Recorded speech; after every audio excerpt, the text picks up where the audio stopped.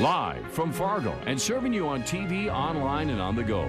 This is Valley News Live at 5:30. We have breaking news to start our show tonight. A body was recovered from the Cheyenne River today. West Fargo police say the clothing on the body appears to be similar to what was worn by Cole Schwint, who disappeared on December 2nd while snowmobiling. The body was recovered about 800 yards downstream from where Schwint was believed to have entered the water. The body was sent to Grand Forks for an autopsy and positive identification scheduled for tomorrow. When we get a call of a plane crash over the radio, my instinct is to think of the worst ones that I've been to. And when you get out here and everybody's up and walking around and talking, we're grateful for that. We have new information tonight on a plane crash today just outside of Hawley, Minnesota. Police say the crash ended the best way it could. No injuries and only property damage. The small plane landed in the eastbound lane of Highway 10, tailing a car and hitting it before hitting the ditch. Valley News Team's Ashley Bishop talks with the pilot about what he thinks caused the crash and how he was able to stay calm. It sounded like a machine gun going off, actually, because the prop was hitting the car. A broken window and sliced metal is the only evidence left on this Clay County car that was hit by a small plane. The driver, the pilot, and the passenger all survived with no injuries. The plane was in the middle of the highway on the right lane, in the middle of the highway, perfect. The plane was on its way to Minot and stopped in Hawley to refuel and pick up a passenger.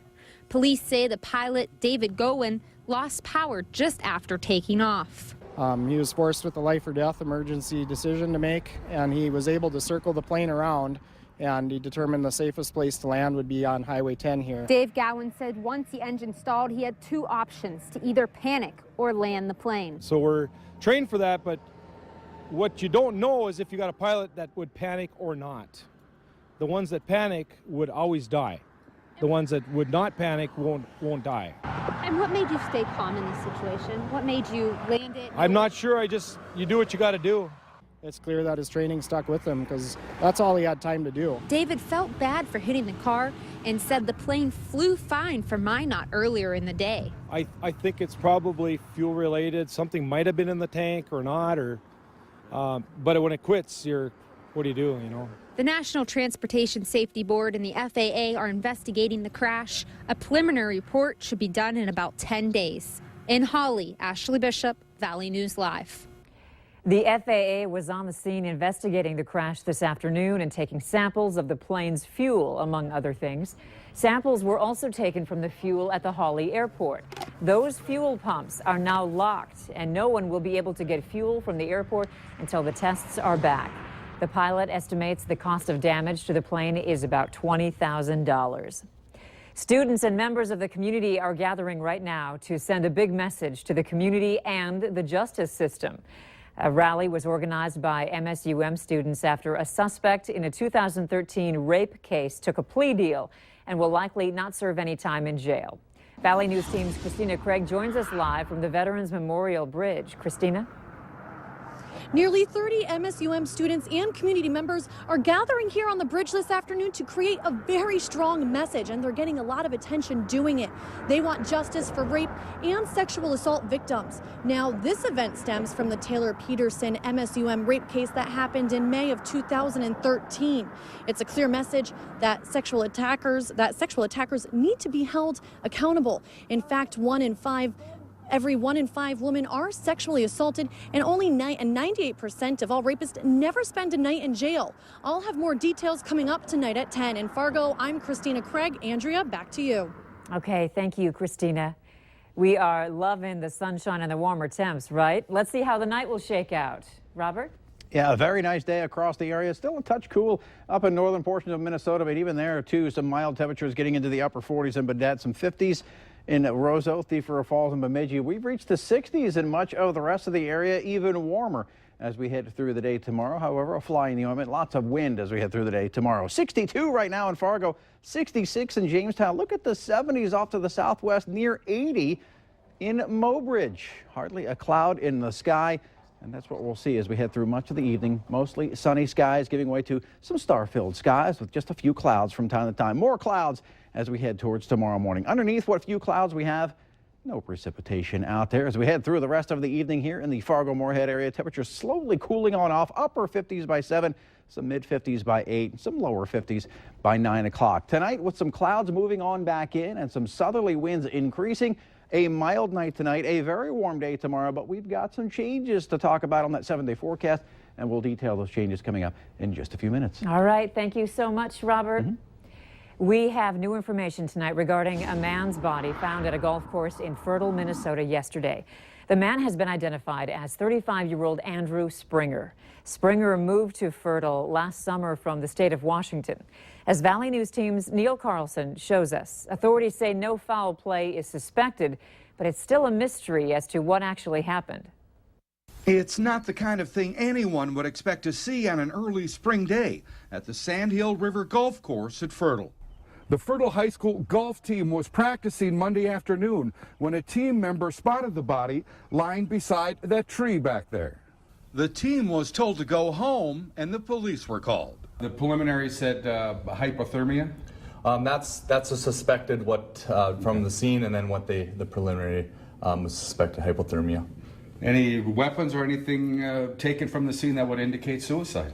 Nothing that we saw that would indicate anything like that. The tree on the right where his body was found is only 100 yards from his apartment on the top left of your screen. He lived here with his wife and baby daughter and worked at the local car dealership. You need autopsy results yet to see if any drug or alcohol use? Yeah, we'll get the final, which will show any kind of tox screens or anything like that. But at this point, exactly why 35-year-old Andrew Springer died here remains a mystery, at least until final autopsy results are released. From Fertile, Minnesota, Neil Carlson, Valley News Live. Authorities say it could take some time to get the final autopsy report in this case.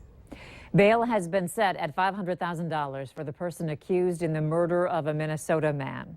Ray Littlewolf made his first court appearance this morning in Marshall County Court after waiving extradition rights in Devil's Lake. He's charged with murder in the beating and stabbing death of Ronald Foss at his home near Viking, Minnesota on March 16th. Littlewolf's next court appearance is set for May 12th. Charges have been dismissed against a Fargo man who was arrested after a fight outside a downtown Fargo bar last December. 21-year-old Alexander Lee was accused of punching and causing serious injuries to an employee of the boiler room. The assistant Cass County State's attorney says a follow-up investigation prompted her to drop the charges against Lee. She says cell phone video of the fight appeared to show what she considered mutual combat. Lee was blacklisted from many bars after his arrest. A Shelley, Minnesota woman is facing charges after dozens of dogs were seized at her home earlier this month. The Norman County attorney is charging Shirley Benson with 4 misdemeanors, including animal maltreatment. 55 beagles were taken from the home and placed in shelters in Crookston and Hawley. Several have been adopted. A setback on an anti-discrimination bill in the North Dakota legislature. The House Health and Human Services Committee this morning voted 11-2 against the bill. It moves forward with a do not pass recommendation. The bill bans discrimination because of sexual orientation, among other things. The bill could go to a vote before the full House as early as tomorrow. Last month, the Senate approved the bill despite a do not pass recommendation in committee. Tomorrow is National Walking Day, but Sanford Health is encouraging everyone to get a head start. Heart disease is the #1 killer in America, with stroke being the 5th. But by walking just 30 minutes a day, it can decrease a risk of both. Doctors say if you're just starting to exercise, start small and work your way up to 30 minutes and a healthier lifestyle. And we know that about 1 of every 4 cardiovascular deaths can be prevented. So the Heart Walk is about raising awareness. It's about raising funds for things like education for our folks that are right here in the community. And those resources stay right here in our community. So it's really important. To find out more information about the walk, go to valleynewslive.com and click on your hot button. Still ahead tonight. Has your child ever accidentally hit the wrong key on your computer? We'll show you a family who is out more than $500 because of that. We've got some 50s and 60s in our area, but our friends to the south enjoying some 80-degree temperatures. We've got warmer weather on the way. No 80-degree temperatures. Get out there and enjoy it. Colder weather is on its way. All your forecast details coming out right after this.